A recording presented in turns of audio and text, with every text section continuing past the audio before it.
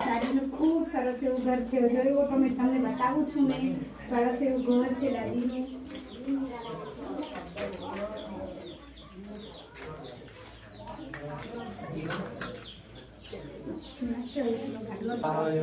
બોલો બોલો સત્ય બોલો નમઃ શિવાય.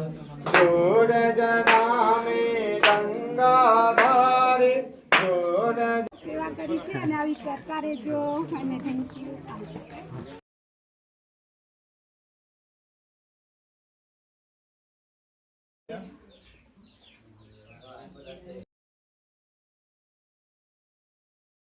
માતાજી, હું છું શીતલબેન.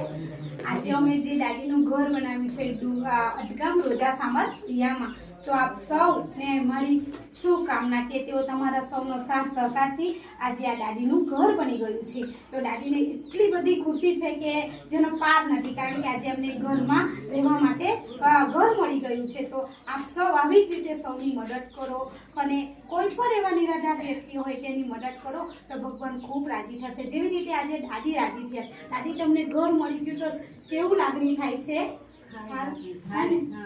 ગમે છે ને ઘરમાં? કેટલા વર્ષથી ઘરમાં નહીં હતા? 1 વર્ષ ઘર નહીં હતું અને આજે ઘર બની ગયું તો તમને ગમે ને? ગમે. હા, ચાલો હવે તમારા થકી આશીર્વાદ એવા આપવાના કે કોઈ બીજા બી નિરાધારનું ઘર બની જાય, બરોબર? એટલા જો દાદીને ખૂબ સારા એવા વિચારથી છે અને એમને ઘણી એવી લાગણી પર અનુભવે છે, કારણ કે આજે ઘર મળ્યું છે. તો આપ સૌ સાથે મળીને આપણે આવા કામ કરીએ અને કોઈ નિરાધાર વ્યક્તિ હોય તેની મદદ કરીએ. જય માતાજી. આ જે આ દાદી છે એમના ભાભી છે, એવું આપણે કંઈ કહેવા માંગે છે તો આપણે સાંભળીએ. તમે શું કહો કે દાદીનું ઘર બની ગયું તે બદલ તમારો બહુ આભાર કહેવાય કે તમે એક નિરાધારને એક સહારો આપ્યો, એટલે તમે બહુ સારું કામ કર્યું કહેવાય ને. એ રીતે તમે બીજા કોઈનું બી કામ કરે તો બહુ ઘણું આનંદની વાત કહેવાય ને. ભગવાન તમારી બધી મનોકામના પૂરી કરે. આ દાદીના ઘરની બાજુમાં રહે છે એમના પડોશી, કહેવાય છે કે પડોશી પહેલો સગો. તો ખરેખર એમણે જે એક એવું ઋણ ચૂકવ્યું છે કે જો હંમેશા માટે દાદીને સાથ આપ્યો છે. તો તમને આજે દાદીનું ઘર બન્યું છે તો કેવી આમ લાગણી? બહુ લાગણી લાગી અમને.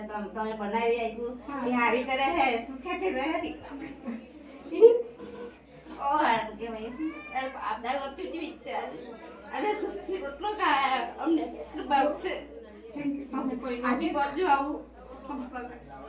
આજે મારું બી કોઈ નથી, પણ મને બી ખરેખર બહુ લાગણી અનુભવાય કે આજે આવા નિરાધાર દાદીનું ઘર થઈ ગયું. અને ખરેખર મને એવું લાગે છે કે મેં બહુ સારું કામ કર્યું કે એમને રાશન કીટ આપવા માટે મેં આવી હતી. પણ આજે આવા વિચારોથી અને આવા જે પડોશી જો આટલું લાગણી અનુભવતું હોય તો તમે વિચાર કરો કે દાદીને કેટલી ખુશી થતી હશે કે ઘર બની ગયું છે. એટલે એવા કોઈ નિરાધાર વ્યક્તિ હોય તેને ભગવાનને હું માતાજીને પ્રાર્થના કરું છું કે મને ત્યાં સુધી લઈ જાય અને મારાથી જેટલી સેવા થાય તેટલી હું કરું, કારણ કે આજે ઘરનો ગોઠો મળવો એ બહુ મુશ્કેલીની વાત છે. આજે જીવનમાં ઘર કોઈનું ન હોય ને તો કેવી પરિસ્થિતિ અનુભવાય એ આપને ખબર છે કે આજે આ એક પડોશી તરીકે અમને તકલીફ થાય છે અને અમને લાગણી બી થાય છે કે ઘર બની ગયું છે. અને કેટલો સમયથી ઘરની બહાર રહેતા હતા. તો ખરેખર આજે મને બી એમ થાય છે કે મને બહુ ગમે છે કે મારા માધ્યમથી કે મારા કુસુમ ફાઉન્ડેશનના થકી પર અને સૌ દાતાનાથી આ ઘર બની ગયું છે. અને આવી જ રીતે તમે આ દાદીને સાથ આપજો. અને હવે તમારે આજુબાજુ વાળા છે અમે બધાને સાથ આપ્યો હશે.